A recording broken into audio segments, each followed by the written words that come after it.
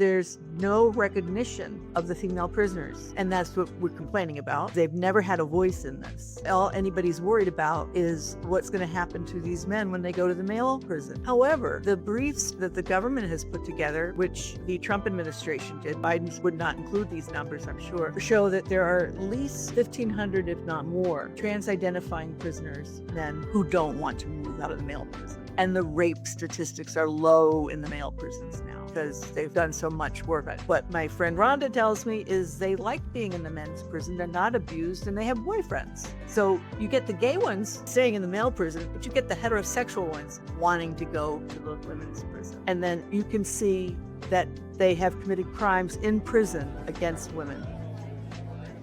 You must be some kind of therapist.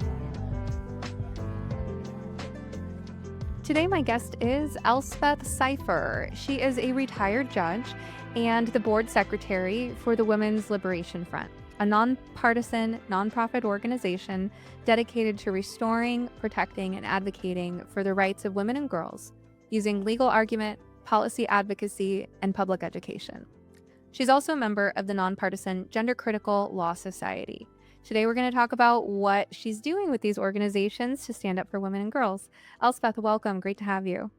Thank you very much. It's terrific to be here. I've listened to almost all of your podcasts, I think. Oh, and wow. So really, I think I still have a few in the back, Well, I didn't know that. I love your show. So.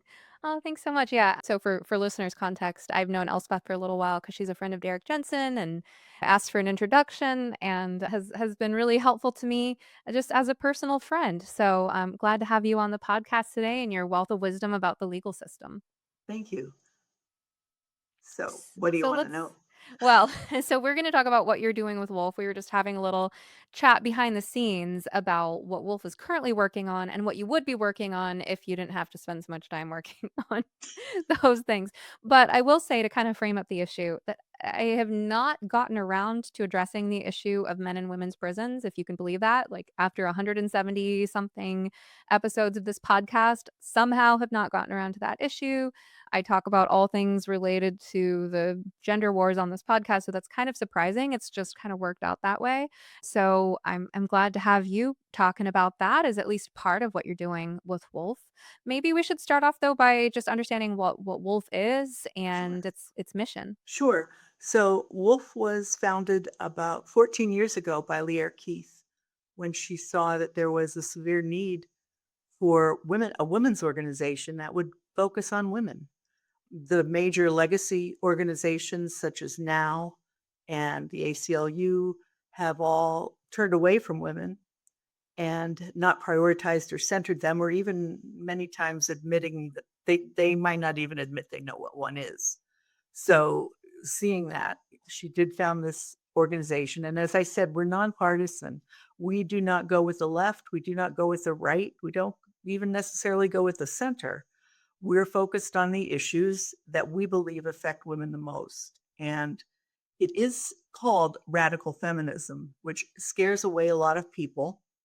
And I distinguish it from what we have now in charge, which is liberal feminism, which has helped bring us the transgender complexities. And because radical just means going to the root. And so we believe that at the root of women's problems, it is a biological issue. It's a material world issue. And that basically because of our biology, which includes our capacity to reproduce, our availability for sex or not availability for sex, women, rape can be there too. And the fact that men are stronger, bigger, and that we're at a severe disadvantage in terms of taking care of ourselves and our children in the world. And we've seen lately a lot of women's rights that women thought they had secured go away. And so we're working on that from a radical feminist perspective. And I don't think that people should be scared of that word because really it's the kind of feminism that I think we need now because we're moving into such a different kind of world where everything seems really focused on what's internal in your head and in cyberspace. But women We are grounded in material reality. We can't help it. And so I think it's very important for that reason. The we have been focusing a lot lately on gender identity because that is the issue of the day, and it is the one that is giving women and girls the most problems in many different areas.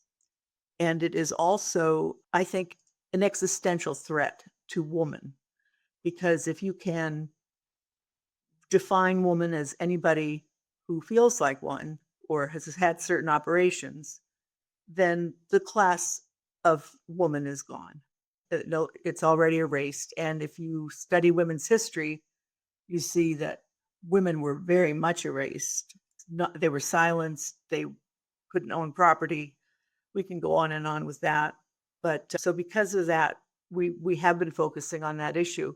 So if we don't win that issue, if we don't win our sex class, then we don't exist in any special way or in any way we need to, or legally anyway. And so if we weren't focusing on that, we would be focusing on women's reproductive rights. We would be focusing on women's sovereignty as a being that is fully capable of making her own decisions. We would be focused on anything that would use a woman's body as a commodity, such as prostitution or rape, as well as some of the commercial surrogacy activities where women are basically bought, and not with and we're not even talking at this point about what effect it has on children. So we're very much grounded in the material world and rights for women. And recently, recently, I mean, I joined Wolf in 2024 after I retired from the court, and we've been writing amicus briefs and a lot to the Supreme Court, which is new for us. We wrote an amicus brief in Tennessee versus Scrimeti, or Scrimeti versus Tennessee, whichever way it goes. And we wrote an amicus brief in a case involving Governor Paxton, where they had passed age verification laws for computer pornography. So that if you wanted to watch pornography on a computer, you had to prove your age, because so many children are able to get into these sites. And there's a joke that, today's pornography is not your grandfather or your father's pornography. And that is really true. I think we would believe that at certain points you are actually watching a crime being committed and watching it for entertainment at that point. People are making money on it. So, yeah, we would be working on that. And so we did do that. We worked on that. We also filed a brief in the Mahmoud case, which was about some parents who wanted to opt out on the grounds of religion from having their child taught about gender identity as a fact. This is just something. And then it starts, the books were offensive in many ways, and it gets portrayed as banning books, but it's not. They're not banned. They end up segregated, or parent has to give permission to see them. But it just is so destabilizing to a young person to be told that they can change their gender, or they were born in the wrong body. And the born in the wrong body resonates a lot with many different religions, because they don't believe that's possible. You are your body. You're connected, and God doesn't make mistakes. So how could this be? And the feminists say, and everything that you think is is gender identity are just stereotypes that we were trying to get rid of for the last 40 years. So that so there's a real to me it feels like fraud being perpetuated, and I think it's hurting children a lot. Then we also filed a brief in Chiles versus Salazar, which is a counseling case where a Christian counselor wanted to provide Christian counseling, but as you know, all the counseling areas have been tied up with you have to affirm, you have to immediately affirm. So she's worried that if she doesn't immediately affirm, she will have her lose her license. So we wrote on that in support of letting a therapist be a therapist. in this area. Can you tell me more about that case? I know you've shared a lot just now, and there's so many places we could go, but I Sure. I didn't realize we were gonna talk about anything Related pertaining to to the you. counseling field, and I Yeah, really wanna know more about this case because I hadn't heard sure. of this before. Is this a case where the therapist is suing the state? Yes, the therapist is suing Interesting. the state, and Salazar is the name of either the governor or the attorney general or whoever's on the other side from Chiles. And this woman is a member of a Christian counseling process, and but yet the state has a law against conversion therapy. And that conversion therapy law stems from historically when they tried to eliminate a person stop a person from being gay or lesbian. And the conversion therapy tactics were often very brutal, and the conversion therapy tactics usually didn't work at all. So there's a big prohibition against using convert what was called conversion therapy against somebody who might come in and say, teenager, I'm wondering if I'm gay or I'm wondering if I'm a lesbian. Conversion therapy would not be appropriate.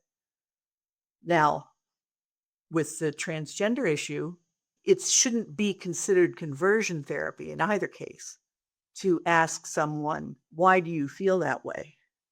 And can you tell me more about your life? And let's examine this in detail and think about things because we certainly don't want to rush into anything that's permanent. And so, but the activists on the trans side have been calling any kind of inquisitory therapy or any kind of cognitive therapy or just what we know as talk therapy. They've just considered that conversion therapy.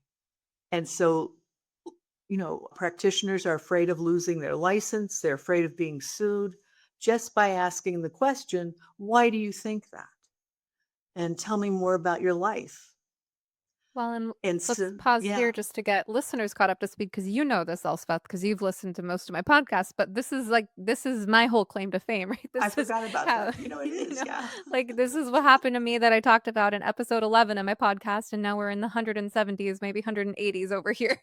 This is Right. this is I emerged on the scene. Little Stephanie coming out of her hole and opening up into the world and wanting intellectual community. And then the trans rights activists immediately accused me of conversion therapy and, Right. hauled me in front of my licensing board. All this happened remotely, so it wasn't really that climactic.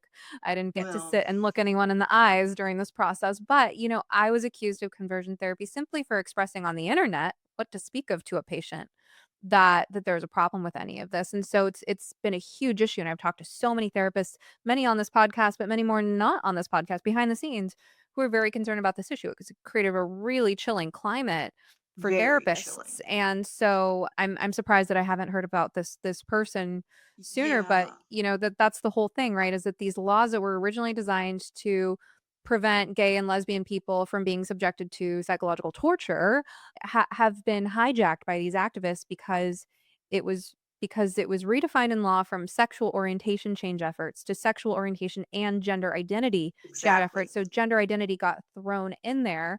And a lot of I just want to catch people up to speed on this because there's Sure. there's some nuance here where I've had therapists push back and tell me they don't like how I'm talking about this issue because they say, "Well, it's not actually enshrined into law that you must affirm. That's not exactly how it is." It's like, okay, but the point is that the ways the laws are written and the culture has developed around this, it does create a very chilling climate because of the fear of conversion. There's nothing in law that says therapists must affirm identity, but there is the fear that if you run into particularly litigious or cluster B type patient and you're trying to help them the way that you see ethically suitable, that you could be at risk and the process is the punishment. I made it through it, lots of people do, but so this is actually the first time I'm hearing that there's a therapist who proactively rather than reactively like me, right, where I'm being called out and asked to defend myself to my board, someone proactively confronting a board. I love that. So Just had to add that little bit of context for our Yeah, listeners. and I will have to pull up the brief that we filed, and I'll send you a copy of it. We'll double check, make sure I got the procedure right, because we did do it. We wrote it a while ago. The case has not been argued yet before the Supreme Court, and Oh, it's when it going to is the argued, Supreme Court it's going to the Supreme Court of the United States? of the United States, and Whoa. it's going on it's going up on religion, but we don't go up on religion. We support religious freedom. So if that is something that's mentioned or is an issue, we will support that. But we go on more broader topics, which we can do as an amicus. We can say things that the parties can't say sometimes. So we can, So yeah, go ahead. so it went from the state of, you think, Colorado. Yeah, let me see if I can pull it up on my computer. So let's recap from the beginning. Chiles versus Salazar, which started in Colorado and is going to the Supreme Court. Yes. So there's a case now that we just filed. We filed a brief on this year called Chiles versus Salazar, which is going to the Supreme Court, and it will be heard on October 7th. And in this case, the Supreme Court will be hearing arguments about a Colorado ban on conversion therapy. And this is important, I think, very important, because as you know, historically, conversion therapy was what was tried with gay and lesbians to make them straight, and it didn't work. And many of the tactics were terrible and constituted psychological torture. So nobody, no therapist ever wants to be accused of conversion therapy. However, what has happened is the law against conversion therapy in some states has added or gender identity to it. And now gender identity is, we know, a very different thing than homosexuality. And you can argue about its cause, but that's irrelevant for this point. So what was happening is that we have this therapist named Chiles. Her last name is Chiles, and she is nervous about, she wants to practice her therapy. She's a Christian therapist, and so she wants to be able to talk to her client. But the attitude among so many people advocating for trans rights, and so many therapists listening to what the American Psychological Association tells them, the rule is you have to affirm them at all costs, affirm them, because otherwise they'll just kill themselves. Again, that statistic has been turned on its head, and it's not true. And we know that now, but that message has gotten out so far. So this case will address whether she can do that kind of counseling. And I would think they will say yes, because not just for religious reasons, but just on basic thinking about therapy and thinking about this idea of gender identity, which is an idea. It's a construct. It's something conceptual. And so when young people are going in to see a therapist and the therapist feels constrained to only say, "Oh, you feel like a boy? Yes, okay, you're a boy." Or you're a girl. When really what should be happening for that child, and what many parents thought would be happening when they sent their child to therapy, is that the child would go in and the therapist would say, "So why do you think that? Oh, that's interesting. Where did you learn that? How long have you felt this way? What else is going on in your life right now?" And after a therapeutic relationship develops, it takes some time. A child will eventually probably expose that, they've got some issues. Either they've been depressed or highly anxious, or they have had a history of sexual abuse somewhere in their life, or they have borderline or some kind of mental illness that they aren't capable of dealing with, or there's just stress at home or stress in school, and it's because this has been such an affirmative, you must affirm, where they'll kill themselves, and you must affirm, and oh, it's wonderful, you're transgender, and it's so celebrated among their peers, and they get so much positive feedback for it. The other issues get buried and they don't get discussed. And so then what happens is, after the child goes, or I would say this for an adult too, goes through the process and to whatever extent they medicalize, because even social transition can be harmful. But there's social transition, and they medicalize in some way, either maybe stopping puberty through puberty blockers, which is a dangerous thing to do because puberty brings a lot of other changes rather than it's not just about sex. It's about your brain development and gland development that regulates other kinds of things other than sexual desire. So it's a very, very risky thing to do and really should only be done for serious medical cases. But stop the puberty, put them on cross sex, suppress the natural hormone, add cross sex hormones, and then the girls may go to have talk about a radical mastectomy, which is a double radical mastectomy. Everything's removed. They may have genital surgery, which for girls would be called a phalloplasty, and this is cosmetic surgery, basically. So, you know how you used to hear plastic surgery? Well, so phalloplasty. And for the boys would be having their genitals removed, they'd be castrated essentially. And then they would construct what they call a neovagina or a vaginoplasty. And so once the child is through all that, because there's a lot of the next step that I go through. The next thing is going to make everything okay. I'll really feel right after I have this done, after I have that done. Oh, I need my face feminized. That'll make me feel better because then I can pass. But they still have the same problems they had when they went into therapy and were affirmed. And then usually that's it for the therapy. They just get affirmed and then they're on to the medical process.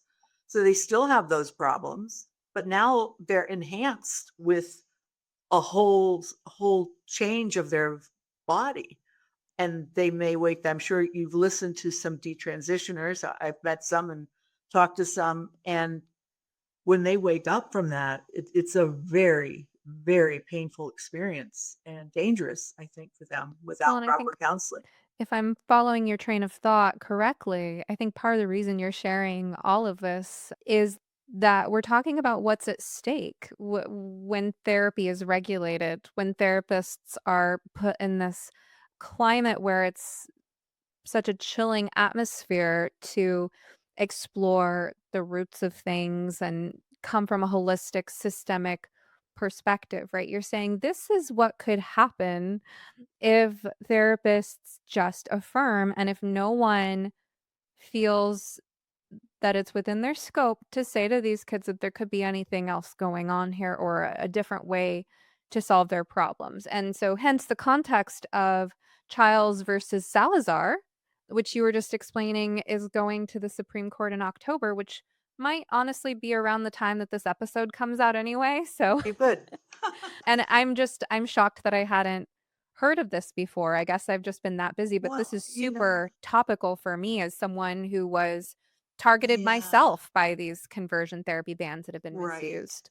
I'm not surprised that you haven't seen it because there is so much news going on right now that anything that's not involving an immediate intervention with tariffs or ice or something like that, people aren't thinking about it when they're covering this. And but it's coming up. And what we said in our brief, the first point we wanted to make is that gender, sexual orientation, and gender identity are distinct and need to be addressed separately in medicine, mental health, law, and public policy.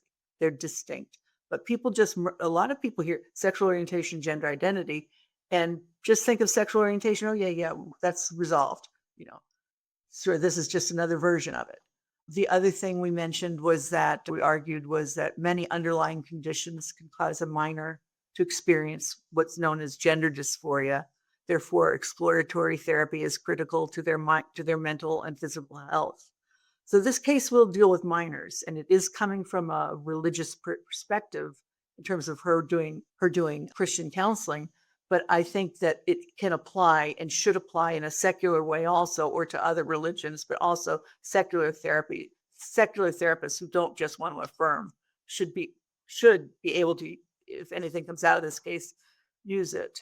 The final thing we argued was that gender identity erases women and same-sex attracted people from law and policy and jeopardizes their mental health. So that's the angle they were taking, and I think the angle that it was her name was Kayla Chiles in Colorado. They have the therapist, the therapist approach for sure. In their brief, they focused on how she's inspired by her faith and love for others and helps her clients achieve their goals through counseling conversations. That gender identity and sexual orientation consist of various mutable features, including expression, identity, behavior, and feelings. States have not historically censored counseling speech. So they're kind of viewing this as a speech case, too, which is very attractive at times to the Supreme Court right now, especially if you can combine it, with religion, like the Mahmoud case was. And that Colorado's counseling restrictions broadly censors counseling conversations that pursue forbidden changes, and that evidence doesn't support applying this restriction to voluntary professional counseling, and that it inflicts harms on young people, families, counselors, and in this case, Kayla Chiles, because she feels inhibited. So, my burning question on this is, Sure. if Kayla Chiles wins Chiles versus Salazar at the US Supreme Court, what will this mean not only for Colorado, but for all of the states? Because it's my understanding that every state has its own slightly different legislation on how Right. they interpret the well, actually, let me back up a second. So, and you can tell me if I'm wrong on any of this because I am not good with legal stuff, but it's my understanding that during Obama's presidency, that's when, at the nationwide level, the Mhm. acronym was changed from sexual orientation change efforts to sexual orientation and gender identity and Mhm. expression change efforts. That's actually the full thing. I always forget the expression part, but it's Yeah. SOGIECE, sexual orientation and gender identity and expression change efforts.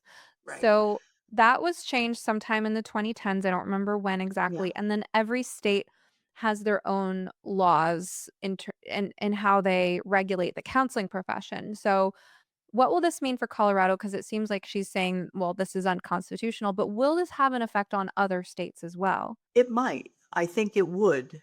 A lot is going to depend on how the court writes the decision and whether I would expect the majority would be similar to the majority that there was in Mahmoud versus Taylor, which was the Muslim family not wanting their child to be educated in this topic. And they just wanted an opt-out provision, and the school is taking it away. So I think, they've got a strong First Amendment claim for freedom of religion and expression. And as I think, yeah, a strong it'll if it goes that way as a First Amendment claim based on freedom of expression and religion or religion, then it will affect other states because this will be, the court saying that the First Amendment protects counselors. And counseling somebody with exploratory therapy is not conversion therapy. So it would affect other states. To what extent, that depends on how bad their laws are or good their laws are. Many of you listening to this show are concerned about an adolescent or young adult you care about who's caught up in the gender insanity and therefore at risk of medical self-destruction.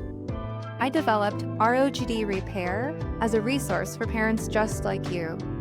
It's a self-paced online course and community that will teach you the psychology concept and communication tools the families I've consulted with have found most helpful in understanding and getting through to their children, even when they're adults.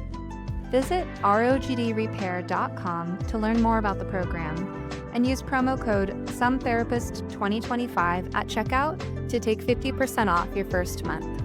That's rogdrepair.com.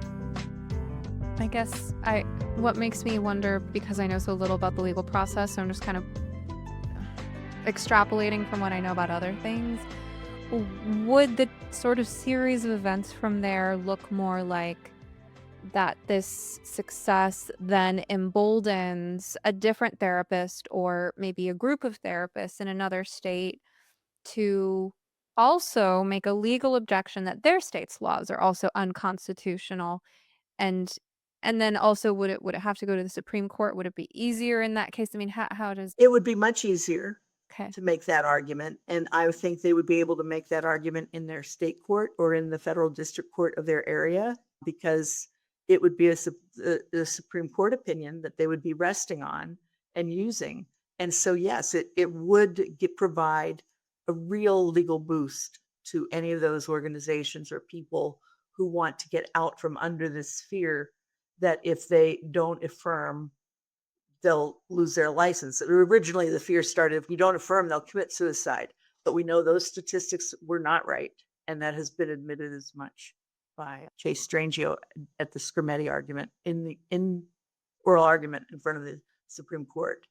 So yeah, And this it is would give huge, by the everybody way, help.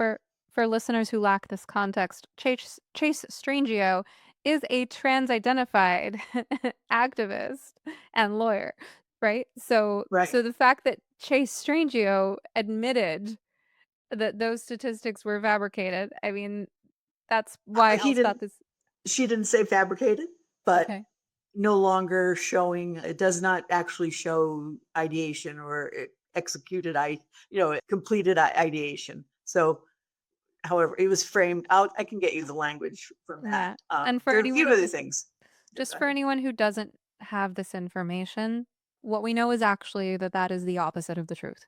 We Right. know that tragically suicide rates actually go up following gender identity medicalization, not Right. down. And that is one very strong case in Chiles's favor and in the favor of anyone on arguing our side of the issue that is if it is our responsibility as mental health professionals to prevent suicide, then we need accurate information. And if the data tells us that people who have so-called gender transition surgeries and procedures that the population average levels of suicide are higher rather than lower following those procedures compared to people who didn't medicalize, then that's incredibly important information for the counseling profession. I just had to throw that in there. Oh, you throw in whatever you want because I'm not a counselor, and I was working on the legal parts of this, and what kind of arguments Wolf could make that would help us further along our advocacy for women and children.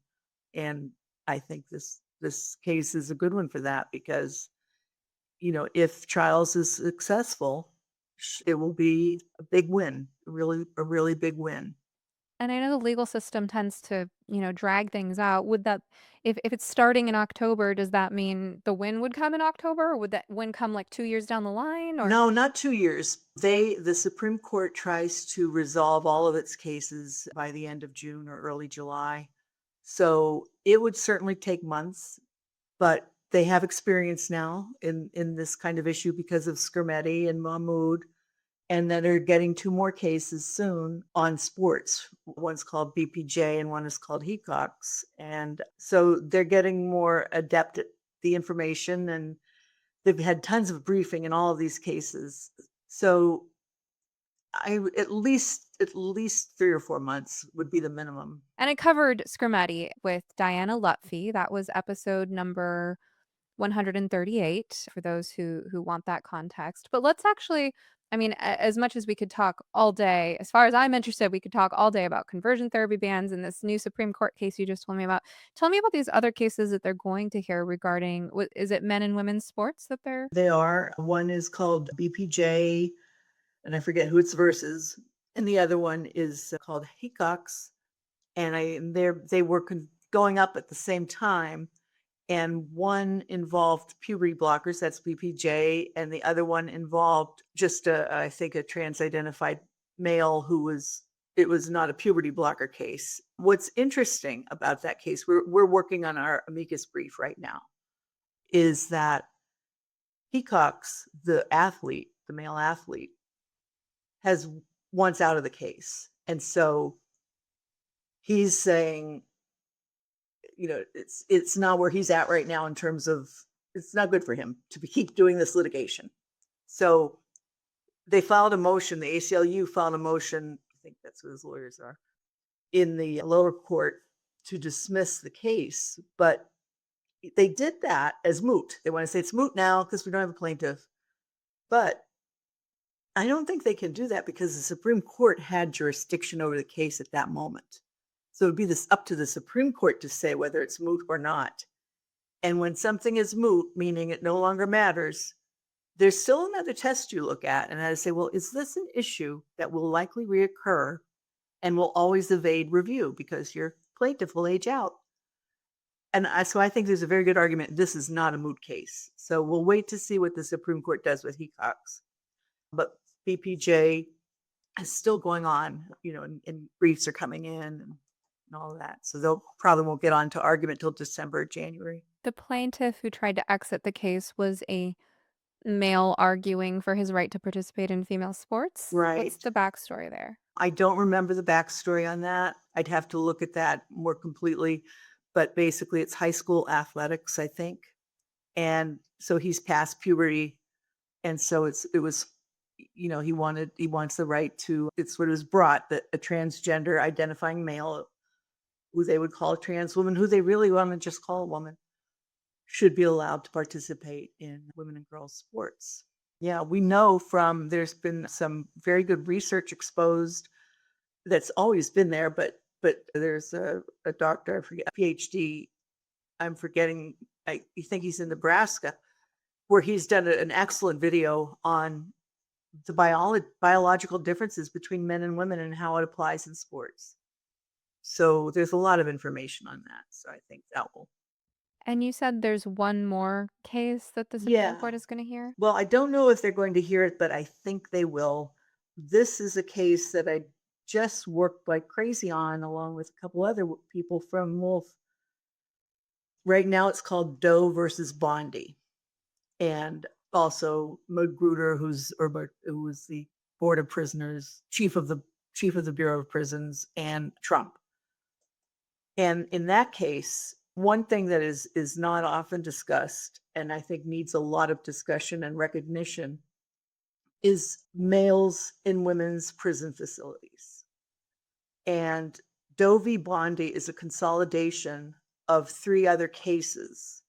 And Wolf learned about the 3 cases in January, right after Trump issued the executive order saying no men and women's sports, no boys and girls sports. Right away, the Bureau of Prisons started to work on initiating the fulfillment of that by starting to transfer some of the trans identifying men into male prisons. Before they could do that, though, they were stopped by advocates for the transgender side of this, saying that, and I think I'm trying to remember who they all were, saying that if you transfer this is going to be devastating to them. They'll be abused in male prisons. It'll be terrible, terrible, terrible for them. So let's get a preliminary injunction. And the courts gave them a preliminary injunction, meaning we'll stop the executive order from going into effect. But they consolidated the cases. So they put those 3 cases together. Now, what we had a hard time with as an advocacy organization is that when the ACLU or GLAAD or any of the National Women's or Lesbian Foundation, used to be called that, but it's changing its name, whenever they are going in to protect a trans identified prisoner, male, they seek to have the case sealed or as much of the record sealed as they can. They change the name, they ask for a pseudonym, and everything is redacted that would identify who this prisoner is. So you get Mary Moe, you get Jane Doe, you get Jones, so, Susan Jones, and these names are just whole placeholders. So at that point, we can't tell where this prisoner was, what prison were they in. So we don't know which district to go to look for it. And if you put in Doe versus Bondi in the federal court PACER system, which is the record system, get thousands of cases because there's so many against the administration right now, especially some of the immigration cases, hundreds of those with Doe versus. And so we couldn't identify where the case was. The way I found out where the case was through a woman I'm in contact with regularly who's in prison in Texas at a place called Carswell. Her name is Rhonda Fleming, and she is not afraid to talk, and she is not afraid to put her name on things. So I feel comfortable using her name. She told me that a male in her unit had just told her that he was one of the plaintiffs in the case and was going to be heard on September 5th. So that was 2 weeks ago, or right, 2 weeks before September 5th. So that was how we found out where the case was, because she said, this is who it is, and she gave me the case number, so we could find it. And we found it was in the federal district, the U.S. Court of Appeals for the D.C. Circuit, and it includes more than the original 3 cases now. It's got more people in any event. So we rushed to write an amicus brief, knowing we'd have to file a motion to file late because we were past any deadline. And so we did get our amicus in, and we listened to the oral argument. And I have to tell you, it's heartbreaking to listen to it because there's no recognition of the female prisoners. And that's what we're complaining about, because they've never had a voice in this. And that all anybody's worried about is what's going to happen to these men when they go to the male prison. However, the briefs that the government has put together, which the Trump administration did, Biden's would not include these numbers, I'm sure, show that there are at least 1,500, if not more, trans-identifying prisoners, men, who don't want to move out of the male prison. And the rape statistics are low in the male prisons now because they've done so much work. But my friend Rhonda tells me is they like being in the men's prison. They're not abused and they have boyfriends. So you get the gay ones going to the prison, staying in the male prison, but you get the heterosexual ones wanting to go to the women's prison. And then each states have different laws. And usually as you know, to identify, you just have to say, I feel like. And in California, that's what they do. The prisoner just says, I feel like a woman. That they get transferred with no concern about what the crimes were, no concern about whether they're dangerous. It says in the legislation, you can't consider that. But I think in the federal side, you can. So this 3-judge panel is going to hear that. Although I have to say, they were surprised when they learned that of the 19 males that the trans lawyers were representing, only 6 of them did the lawyers say they felt could pass as female in a male prison. And so that tells you a bit about, and you can look online. I've submitted the brief, and we have an appendix in the brief. If you look in the appendix, you can click on a name of an inmate who's a transgender male, a male identifying as a trans woman, and you can see that they have committed crimes in prison against women. They've been raped, they've been impregnated. One recently just in Rikers had her head bashed into the floor and her fingers broken. So they commit crimes against the women, but the women say that when they complain, they're found not substantiated, which is not the same thing as saying it's unfounded. They believe the woman, but they don't have any corroborating evidence. So the complaints go nowhere, and someone has posited that the prison system is not interested in adding to their violence and their rape statistics by counting them in the first place. And then in any event, it wouldn't matter because it'd still look like they were women because they changed their sex identifier in the Board of Prison registry system. So I have a question about the anonymity piece because you said that they're listed as Jane Doe, this or that, right? And one of the many, I think, well-founded objections to men and women's prisons is this sort of fraud regarding their identity and the way that the name change and changing the sex listed on their birth certificate, which is, in my opinion, historical document falsification, but that this conceals aspects of their past and makes it harder to find their criminal records. So when you I mean, I'm hearing that it's hard even for you, a seasoned legal expert, to find relevant information on who these people even are, what their crimes were, right? Mhm. So, Right. I mean, when you were able to do some digging, did you find anything about the nature of their crimes? I didn't find anything about these particular plaintiffs except or prisoners except for the one who told Rhonda, but I did not use that him because I did not want to file a brief that would in any way violate any of their court orders. But what I was able to do is just if you Google transgender male prisoner, female violence, they can start to come up. Redux, the website, reduxx.info, I think, has just tons of information on it. And what we find when we look in there, we find that 57%, by the way, of all trans identifying males in prison have been sexual offenders. So that's who's ending up in with the women for the most part. It's not some non-violent somebody who passed a bad check.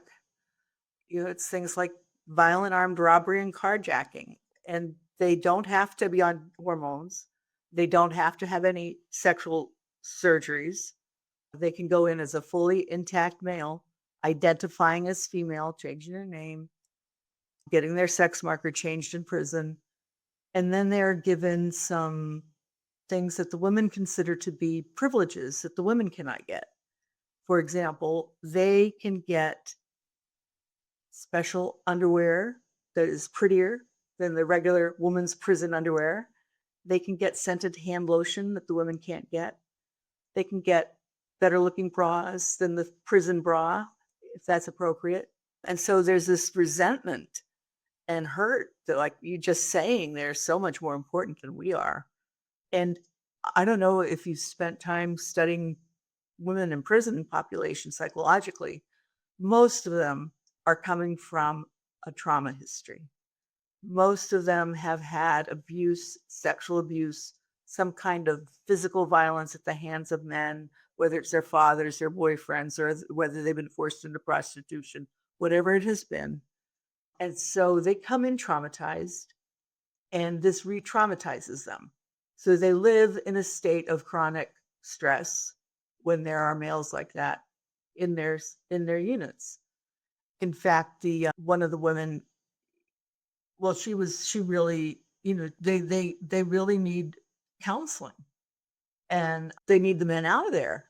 Is what they need because it's not even that the guy has to be aggressively trying to rape them, although they do. It's the way they look at them or the cracks they make or the fact that they can see them in the shower. There's a harassment level that goes on. And before they were introduced into this environment, you had an all-female environment. And this is where Orange is the New Black did us no good with this lovely actor, forget the name, but who played the transgender prisoner in it was just so sweet and nice and female like. But most of them were not like that. In any event, the studies have shown that the women being in an all female environment where they tend to make a community and they tend to make a family and they trust each other and they become friends. But when the male is introduced, the male patriarchal dynamic is introduced, and now they may compete with each other. Now they're afraid. Now they can't talk because they don't know what's going to get back to this guy. It changes the whole rehabilitative effect that being in a women's prison can have on the women. I've talked to so many people who have expressed in one way or another that they kept thinking that at some threshold or another there would be this mass public awakening and that it's just shocking to find ourselves the frog in the metaphorical boiling pot with all of these egregious things, right? When you say that 57% of the men who are incarcerated with women because they identify as women are guilty of sexual crimes. That is the majority of these men, and you said some of the rest, it's violent crimes, and that it's particularly the heterosexual men that wanna be in there. Yeah, no, duh, right? Of course. The the heterosexual criminals do what they need to do to be around the females, and meanwhile, their gay counterparts are perfectly content to be homosexual, transsexuals in a male-rich environment. I mean, it's just utterly astounding that this goes on, and the level of gaslighting of these women is not at all surprising too, that how it changes the entire social dynamic. Of course it does. I mean, how did do you have any opinions on how things got to this point? Because you're a retired judge, you've been around a long time, you've seen this whole shift in society. How did it even get here? Well, I grew up in the 60s, 70s, late 70s. I was in college in Boston, and there were transsexuals then. And I went to bars with my friends, and we would go to gay bars or lesbian bars, and or mixed gay and lesbian bars, and there would be transsexuals. But that didn't bother anybody because they weren't hitting on the women. They were just wanted to go out. It wasn't like, "Oh, let me try to, hit on this lesbian so I can really." They weren't doing that, and it was a small, small, small, small population. And then I remember I was watching some legislation pass in Massachusetts as if it was the hugest deal in the world.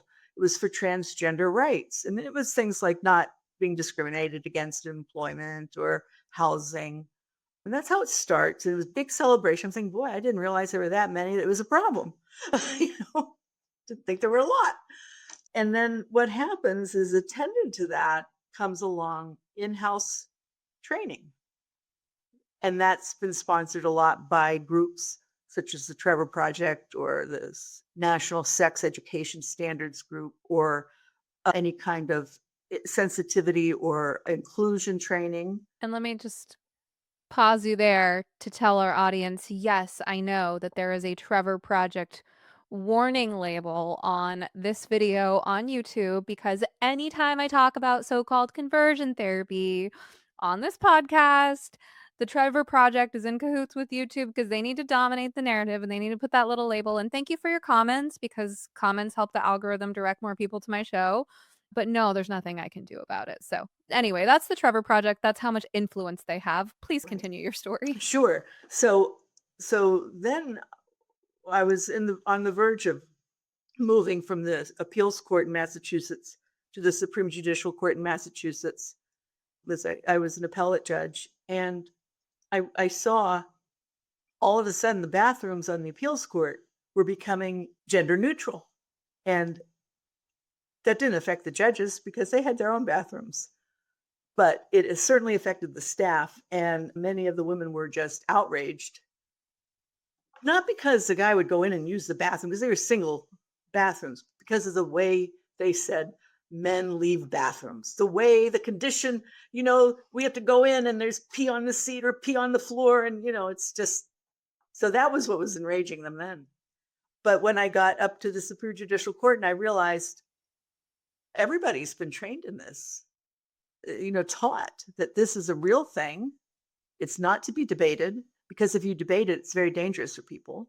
And you have to affirm everybody, and you should use your pronouns and put your pronouns up on your screen and or on your stationery or your email. And a lot of judges did it, and a lot of judges didn't do it. When did Oh, that start, by the way?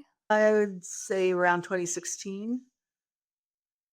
But that was when it hit and so all around the country, judges get trained, just like school teachers got trained, just like any corporation got trained.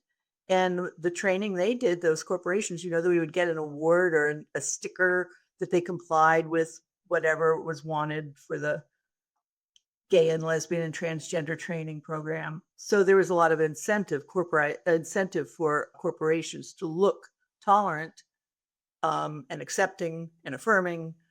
So you get the training, we give you the good mark.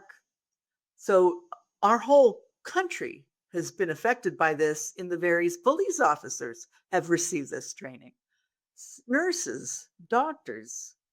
And it astounds me that this is taught in medical school. I'm, It's just astounding. And I think what everybody was, when you thought about it at first, you think, oh, you're thinking of some young, thin, feminine boy who's not going to hurt anybody in the world. That who shows up is who shows up in most people's mind. Not a lot when they think about this. Someone harmless. But that's not the majority of the problem, because the problem is where transgender rights are being set up to trump sex. So that if you have a trans male wanting to be on a female sports team or in a female prison or in a female locker room or in the female Y side of the Y, then they'll say, well, gender identity, but it's so that sex becomes irrelevant, and it's the male claiming, I am a female, I'm a woman. And that's where that crash of rights is. But it's not, but they would say it's not a clash of rights. You're trying to take trans rights away because we're really women after all. So just it blows my mind that it got so far so fast and all over the world. This is not just our country. This is England. This is Ireland, Scotland, New Zealand, Australia, Europe, the Western world has all been affected by this. What is it about 2016 in particular? Because that year comes up again and again as like some kind of tipping point when the propaganda was really being shoved down everyone's throats. I'm not sure. I'm really not. It might, oh, sure, I might know. It might be Bostock came out. US versus Bostock was or Colorado versus Bostock was a Supreme Court case interpreting Title VII of the Civil Rights Act. Title VII of the Civil Rights Act claimed that it's a statute that includes race, ethnicity, religion. You can't discriminate on the basis of those things. And it includes sex. And sex was tossed in as a way to try to defeat it, but fooled everybody and it got passed. So what happened in Bostock is you had 3 consolidated cases, but the majority opinion only focused on one really. And this was a male who had been working in a funeral home for a while. And then one day he said, I'm coming in tomorrow as, Jane Doe, and I'm transitioning, and, call me she, and I'm going to be wearing dresses. And the funeral director said, no, you're fired, because I cannot have that around people who are grieving, who will know you're not a woman. This is not appropriate for a funeral home, and it's my small business.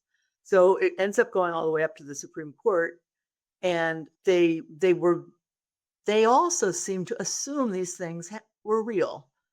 And they referred to transgender status and said you cannot discriminate in employment on the basis of transgender status. And that was and they said in the opinion, this is only for Title VII. But it didn't stay in Title VII. Obama's administration rewrote the regulations and the guidance for Title IX and brought over all of the language from Bostock about Title VII. So you had that expansion of transgender status being recognized by the Supreme Court. And the language that was used, I remember reading the decision and saying, boy, whoever wrote this is very sophisticated in their knowledge of the transgender identity issue, because they used all of the right language. And it just felt to me that it was how they had done training everybody. The law clerks are trained. There were law clerks who do a lot of writing and help judges. They come in very in tune with this. So I think that might be where it got the boost. So it's like one of the legal stepping stones to where we are currently. Right. I wonder too culturally if the shift in power, if with 2016, like if liberals, because I remember like Oh, because it felt really like, oh my God, we can't believe that Trump got elected. And it felt like it kind of heightened this fearfulness that pushes people to extremes. And then I saw that go to another level in 2020 with the pandemic, and the intensity and I mean, there's brain science behind why the social isolation and the reminders of contamination, those factors serve to actually make us more rigid and more paranoid. But I And it, wonder if like that environment of fear, alarmism, extremism, polarization, if it like fueled the lack of discernment that, you know, especially on the left, that we should be skeptical of this in any way. right. I think that it did, and I think that's a good analysis. I think also what we see in this last election, what we've watched is the liberal side, the far left, which has its grips over the policy decisions of the Democratic Party, that they have doubled down in some of their states to, you're going to tell us, not to medicalize children. Well, we're going to make it easier. Well, we'll take, like, or in California saying you could send your children here. I mean, we'll take runaways who it just, so there was a doubling down on the left, I think, to really make sure that some of these principles, what they had fought, they wanted, would be safe from Trump. And of course, everybody's run into the courts to fight these battles. So there's a lot of court cases. There are just a ton of them all over the country at lower levels. Are you a therapist in need of continuing education that's not over the top woke? Check out my colleague Lisa Mustard's pod courses. All of her pod courses are approved by the National Board for Certified Counselors. Right now, Lisa is offering my listeners an incredible deal. Get all 27 pod courses for only $44. That could meet almost all of your continuing education needs for the year. Visit lisamustard.com/podcourses and use code SOMETherapist to take $5 off of her $49 pod course bundle. Again, use code SOMETherapist at lisamustard.com/podcourses. I'll include that link and coupon in the show notes for your convenience. All right, now back to the show. Back to the subject of men and women's prisons. I think part of how we zoomed out and had this part of the conversation is just how appalling it is when you look at the fact that these are violent criminals who have raped and beaten and in some cases murdered women just being allowed. I mean, they're like a kid in a candy shop. You put them in a place where they have a bunch of captive women. I mean, it's just absolutely insane, and that's why I felt the need to remark on that. But back to the subject, I mean, from a legal perspective, what can be done? What are you guys working on? Well, we have a lawsuit pending in California called Chandler versus CDR, and that has been pending a long time because for some reason the court is very slow to answer a question in that case. The first time it was filed, it was dismissed, but they gave us permission to refile it corrected. So we did that. And we've hired outside counsel to handle it now because we can't be in California watching the case. And so they filed a motion, the other side, the ACLU filed a motion I always call it the ACLU. It could be Lambda Legal, it could be GLAD, but I just feel so abandoned. Like you were supposed to fight for women too, right? So right now there is pending in California another motion to dismiss. And we're trying to bring it on, you need to bring it usually on grounds of cruel and unusual punishment or violation of civil rights. And so we're waiting for the judge to rule. It's in the federal district court in Northern California, and just waiting. So it's just waiting, ready to find out, does it live as a lawsuit or does it die? And then we would appeal it. So we don't know yet, but it's kind of been on hold for a long time, and I don't quite understand why. And in the meanwhile, these incarcerated women, they're being raped, they're Right, being beaten, they're right, being impregnated. right. There is one of the women that we are in contact with through that there was a man transferred in named Tremaine Carroll. He didn't even change his name, and he had been transferred into the female prison in California from another female prison because he had raped two women there and they were pregnant. So he's got a trial coming up in California on these rape charges. So Once those rape charges were lodged, he was moved again. I'm not sure where he is. He's a strong, large man. And at his rape trial, it hasn't happened yet, but the preliminary motions, his lawyer made a motion that Tremaine Carroll should be referred to by the pronouns he chooses, which are female. So the judge and the lawyers have all been referring to Tremaine Carroll as she. And what we don't know is we've the DA's office objected to this, but got nowhere. What we don't know is whether the victims are going to have to call him she, such as in she raped me with her penis. It's the Ricky Gervais joke brought to life again. I don't know that joke. What is it? Oh, you never saw the Ricky Gervais stand? Oh, No. oh man, Ricky, you have to watch Okay. this. So, Ricky Gervais several years ago now did this stand-up special where he nailed the trans issue. It goes something like that. I mean, I halfway have it memorized. I'm gonna butcher it, but he goes something like, "Oh, women, you know, the old-fashioned women." He says, "I love the new women, the ones with beards and cocks. It's just the old-fashioned women with their wombs." So he starts off like that, and then he starts saying like fucking turf, dinosaur, whore, and and then he does like an imaginary argument where he's arguing from the woman's side and then from his like side that he's pretending to agree with. I will So the definitely woman look for goes, that. "Oh, well, what if he rapes me? What if she rapes you?" Like, so that's the moment that they all like. That's the meme, basically, is the Yeah. image of him going, "What if she?" you know. Well, look, it's right there in her pronouns. It's brilliant, and he nails it.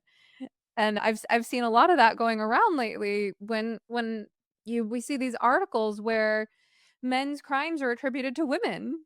I know. And it's like hashtag not our crimes. And the comment that Right. I've been posting when I see these things on the internet is, wow, gosh, isn't it so fascinating that the number of women committing sexual and violent crimes has just skyrocketed during the exact same time period that journalists started calling men women whenever they wanted? Wow, isn't that interesting? That is maddening because it's so distorting of what's really happening. So anytime now when I see woman charged with raping child, I stop and read that story very carefully and look for clues. And then usually in a few days you find out, yeah, that was really a guy. Yeah. It's just mind-boggling. And I think it's also one of the best issues you could have to distract everybody from everything else. It's like this becomes, well, at least for me, this becomes a big issue and for the women. But you're not going to be talking about we're not going to be fighting for better things for the women in prison right now. We've got to work on just getting the guys out. Yeah, I mean, in some ways, it's such a red herring, and there's such an opportunity cost too to all the time that we spend on this issue. I mean, thinking of Chiles versus Salazar, for example, thinking about all of the therapists who could have been providing counseling to kids, but who are afraid to even work with minors now. And I mean, we could be missing out on good therapists for minors who don't even have issues related to gender, I'm sure right? that's Like true. so many of our best minds and our hard labor is going into just trying to stop the insanity that it's like what else is being lost here? Yeah.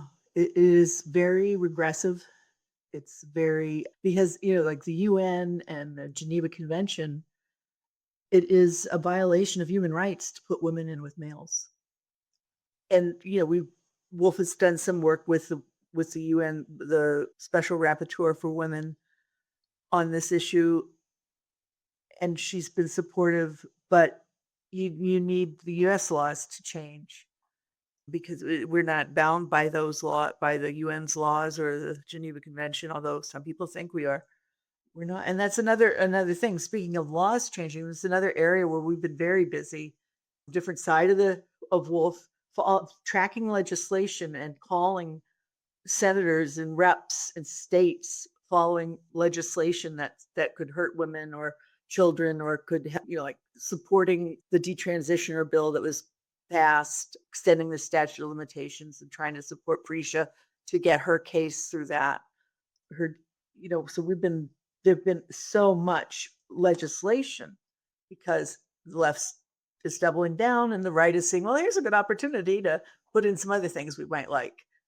So there's a ton of legislation affecting women right now in both directions. And it's hard to keep up with it, but we've been doing our best. We sent a group of volunteers and our executive director to Washington, D.C. to just to try to get to know, just to try to get to know make a connection with them. Do you know only one or two Democrats would see us? And there was a John Oliver clip about it. I don't know if you've seen it, but we were scared, there were all these appointments made with all these reps, Republican and Democratic.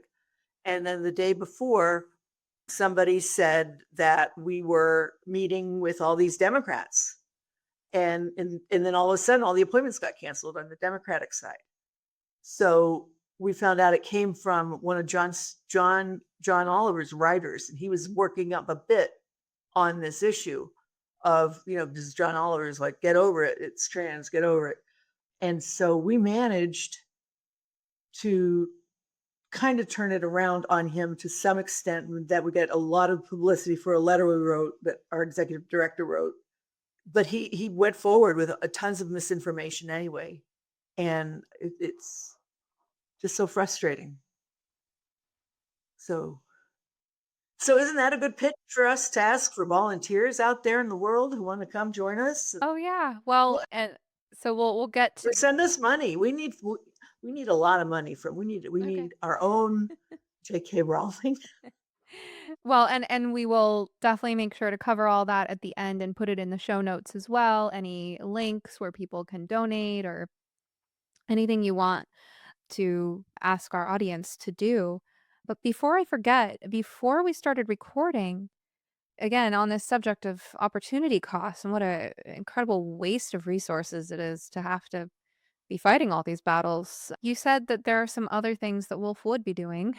Well, sure. We would be working on women's sovereignty issues in terms of women having the right to control their body. We would be working on maternal health because I don't know if you've seen the statistics that the leading cause of death that's a different issue. The leading cause of deaths for pregnant women is homicide by their significant other, which is, I think that's just incredible. So we would be working on that. We'd be working on maternal health in other ways.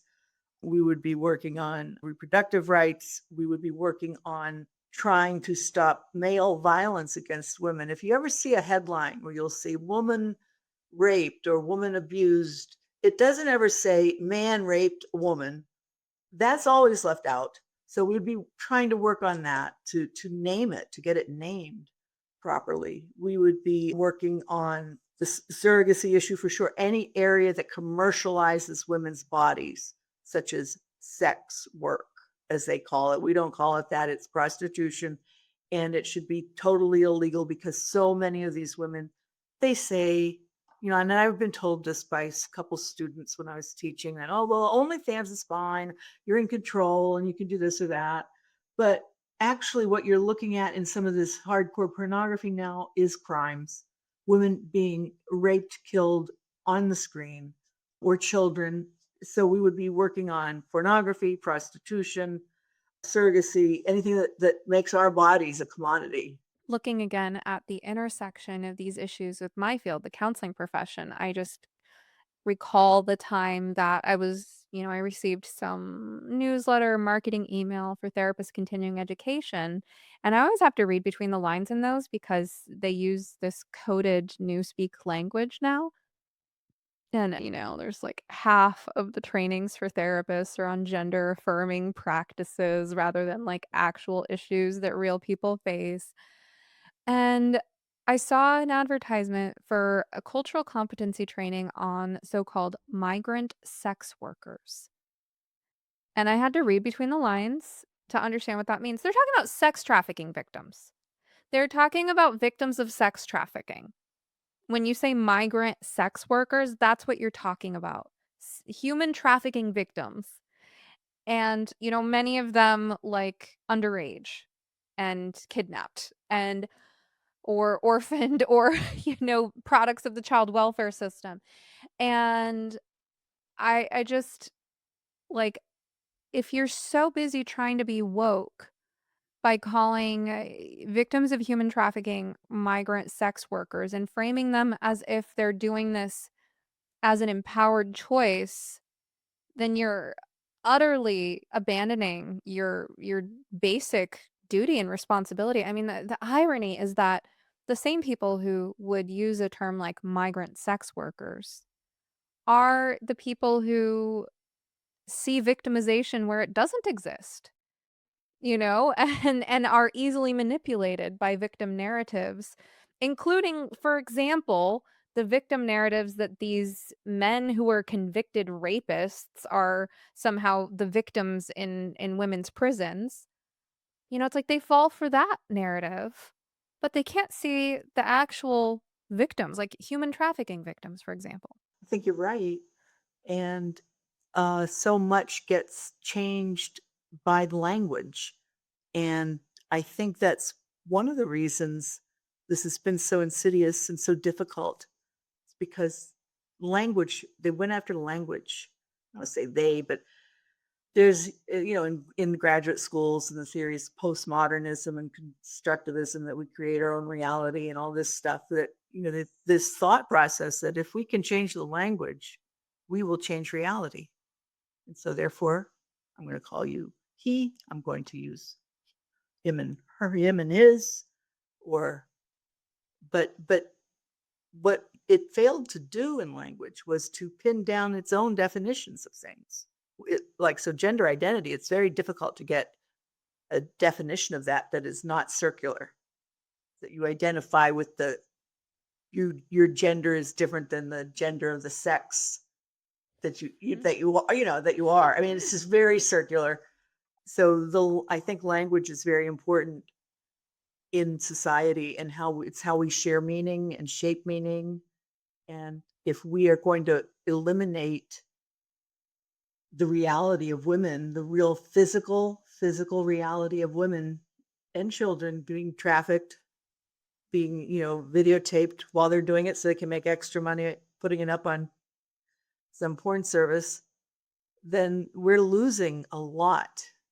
And it's a very interesting time that we're living in because so much is changing and so much is moving toward AI and the internet and more of that ethereal. And people are getting less and less connected to their material circumstances in the material world.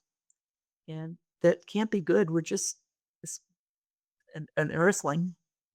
Hmm. And it's really such a primitive mental state to have this degree of wishful thinking that you can change your reality through your, sheer Yeah. force of will and word choice. Yeah. It's kind of Yeah. hocus pocus. Well, it is. Um, It's like when you look at societal development, I've seen them where it's been beige was the color assigned just to survival. But if you get a little beyond survival, you're in a myth making, believing stage, and then it takes you through a are you talking about society. what's that thing called spiral dynamics? Is That's that what you're it. talking That's what I'm talking about? about. Okay. So, and Ken Wilber added to it and moved it along too. But I think that explains a lot. And we're reaching back into the very low, like you said, primitive. I wouldn't even say primitive. Maybe pre-primitive. I don't know, Mm. or post-primitive. But Yeah, I guess I exactly. mean like psychologically primitive, like Yeah, coming yeah, from like a very young exactly. mental state. I get it. Yeah. Mhm. Yeah. That works. I mean, it reminds me of like for some reason, it's always so bizarre what I remember about my childhood and what I don't. But like I remember saying to my mom at some point, like, well, if there's not enough money, why don't they just make more of it? Oh yeah, that'll solve everything. Thanks for the solution, 5-year-old. Too bad nobody thought of that before. I mean, it's that same level of naivety though. Yeah.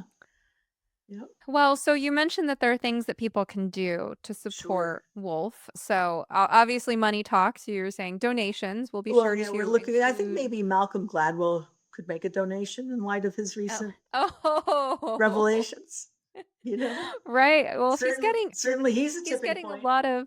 I mean, so I mean, I don't keep up with the news enough to always know why people are mad at each other. And one great thing about the internet is when you see people arguing on the internet, you can always just pretend you didn't. It's actually one of my favorite coping mechanisms for seeing like all the drama and infighting in the gender critical community is like I can just pretend that I don't know this Right. and nobody can say that I happened to be on Twitter Tuesday at 3:52 p.m. and saw that post about so and so. So I can just be not even Switzerland here. I can just be on a desert island with no internet as far as I'm concerned. But, I saw Malcolm Gladwell, the news about him like basically expressing some degree of regret for his previous stance on trans issues. And in my mind that's like a good thing, but I'm also lacking the context of how he used his power to make things worse for everyone on our side of the issue. So then I've seen him get a lot of flack for that. I don't know how much you know about this or where you stand on the issue, but I like your approach here, which is hey, buddy, if you're feeling a little remorseful about your past actions, here's something you can do to atone for your sins. Just Yeah. donate to our organization.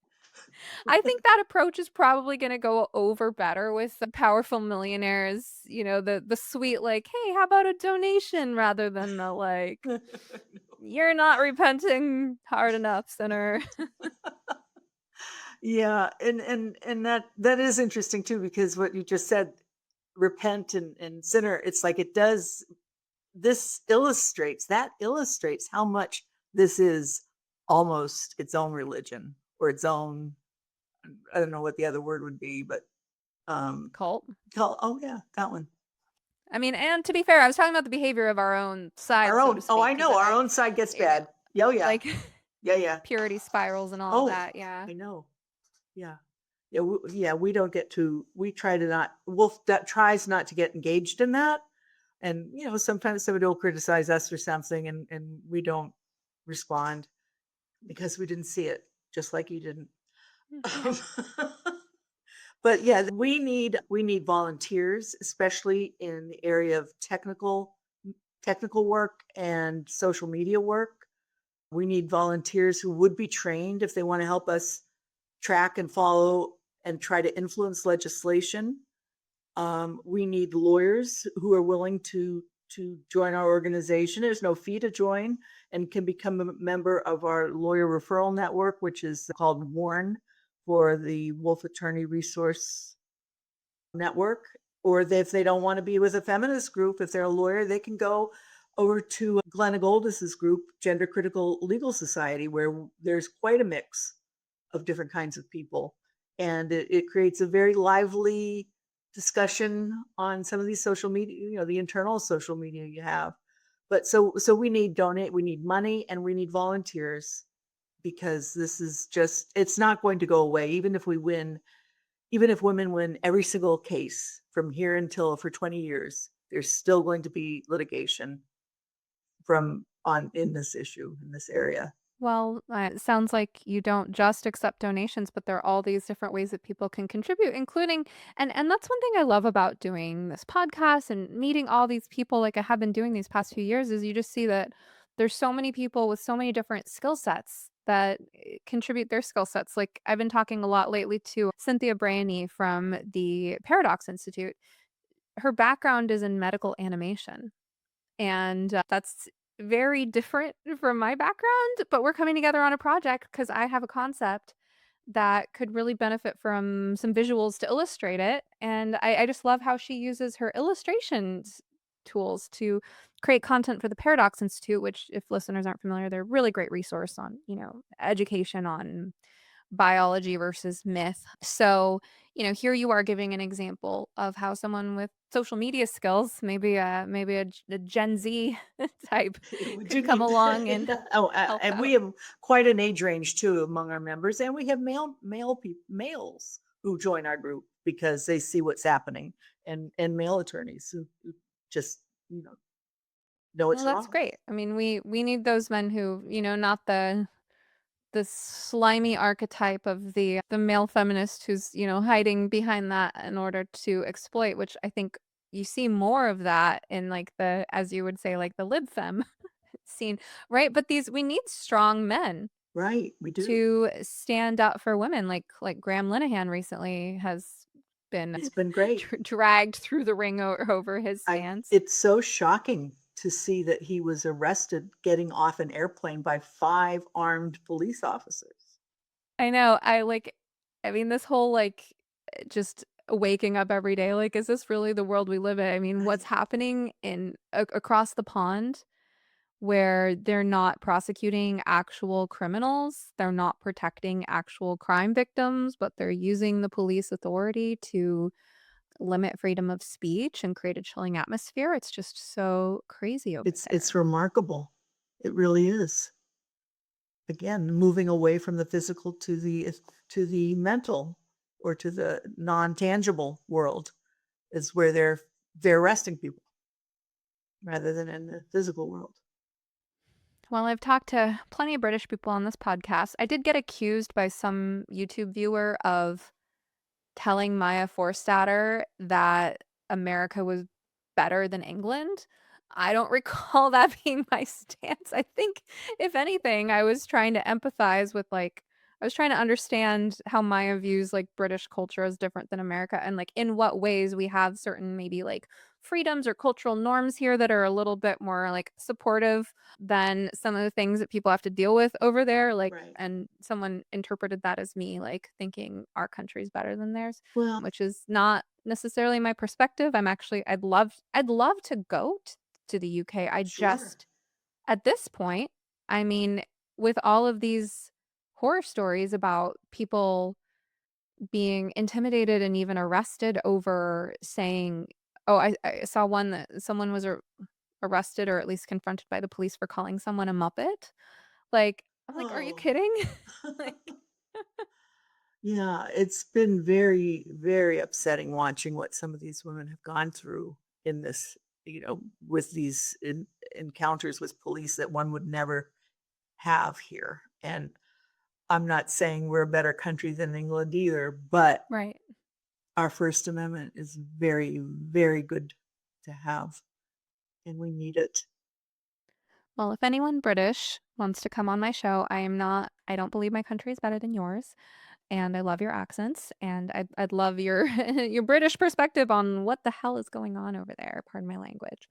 Anyway, Elspeth, before we go on too many tangents, I will make sure to include any links you send me in the show notes for how people can contribute to Wolf. Great, And thank is you. there anything else that you wanted to say that you didn't get a Oh, chance to say? no, I think we've covered a lot. I'm glad we took that detour on Chiles. I can't believe I disconnected those you and that idea. Oh, I mean, I'm kind of frighteningly forgetful for my age. So the fact that you're doing all this heady work in your retirement, I have nothing but Oh, respect. And thank if you. you're occasionally forgetful, I think that's okay. Thank you. I appreciate that because I sure sometimes feel that age. So Well, thank you so much for joining me, Elspeth. thank It's you. been a pleasure. It's been wonderful. Thank you for listening to You Must Be Some Kind of Therapist. If you enjoyed this episode, kindly take a moment to rate, review, share, or comment on it using your platform of choice. And of course, please remember, podcasts are not therapy, and I'm not your therapist.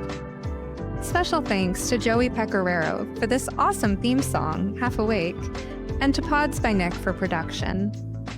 For help navigating the impact of the gender craze on your family, be sure to check out my program for parents, ROGD Repair.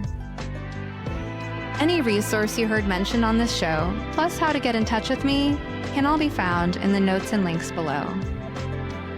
Rain or shine, I hope you will step outside to breathe the air today. In the words of Max Ehrmann, with all its sham, drudgery, and broken dreams, it is still a beautiful world.